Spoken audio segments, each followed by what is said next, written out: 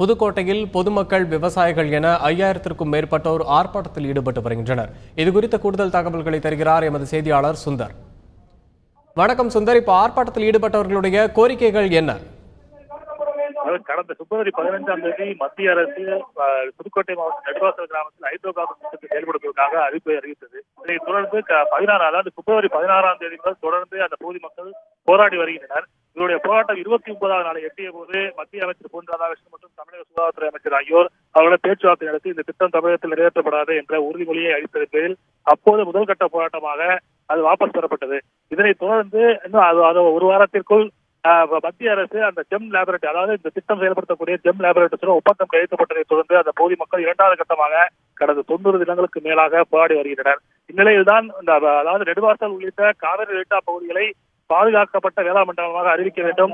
தற்போது நடந்து வரும் தமிழக சட்டசபையில் தமிழகத்தில் ஹைட்ரோ கார்பன் திட்டம் செயல்படாது, அதாவது குறிப்பாக நெடுவாசலில் ஹைட்ரோ கார்பன் திட்டம் செயல்படுத்தப்பட மாட்டாது என்று சட்டசபையில் தீர்மானம் நிறைவேற்ற வேண்டும் என்ற கோரிக்கையை வலியுறுத்தி அதாவது புதுக்கோட்டையில் பெரும் ஆர்ப்பாட்டம், அதாவது 5000க்கும் மேற்பட்ட விவசாயிகள் கலந்து கொள்ளக்கூடிய பெரும் ஆர்ப்பாட்டத்தை நடத்துவதாக அந்த போராட்ட குறித்து அறிவித்து அதற்கு அனுமதி கேட்டு போலீசாரிடம் அனுமதி கடிதத்தை அளித்தனர்.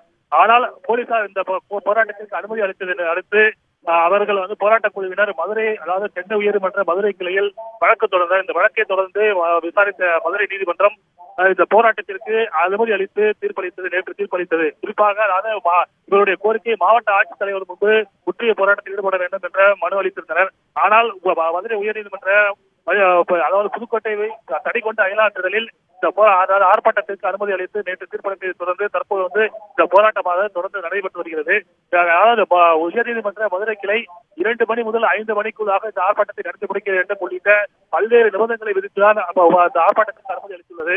இந்த நிபந்தனைகளை கட்டுப்பட்டு இந்த போராட்ட குழுவினர் தற்போது ஆர்ப்பாட்டத்தை நடத்தி வருகின்றனர். இவருடைய முக்கிய கோரிக்கை அதாவது தமிழக சட்டமன்றத்தில் ஹைட்ரோ கார்பன் திட்டம் செயல்படுத்தப்பட மாட்டாது என்று சட்டசபையில் தீர்மானம் நிறைவேற்றப்பட வேண்டும்.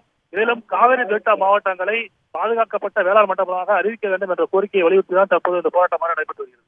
சுந்தர், இந்த போராட்டத்தில் எத்தனை கிராமங்களைச் சேர்ந்த மக்கள் பங்கேற்று இருக்கிறாங்க?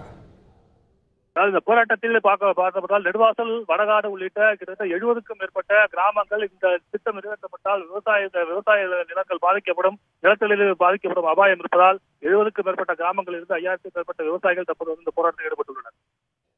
இந்த போராட்டத்தில் ஈடுபட்டவர்களுடைய அடுத்த கட்ட நடவடிக்கை என்ன சுந்தர்? அதாவது உயர்நீதிமன்றம் அனுமதி அதாவது போலீசார் அனுமதி அளிக்கவில்லை, உயர்நீதிமன்ற மதுரை கிளை அனுமதி பெற்றுதான் இந்த போராட்டமாக தற்போது நடைபெற்று வருகிறது.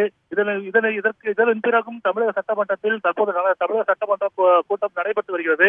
இந்த கூட்டத்திற்குள் இந்த திட்டம் நிறைவேற்றப்படாது என்று சட்டசபையில் தீர்மானம் நிறைவேற்றாவிட்டால் அது அடுத்த கட்ட போராட்டமாக, அதாவது பல கட்ட போராட்டங்களை நடத்துவது என்றும், அதாவது ஒவ்வொரு பகுதியிலும் புதுக்கோட்டை மாவட்டத்தில் ஒவ்வொரு பகுதியிலும் இந்த போராட்டமானது வெடிக்கும் என்று இந்த போராட்ட குழுவினர் தெரிவித்துள்ளனர். உங்களுடைய தகவல்களுக்கு நன்றி சுந்தர்.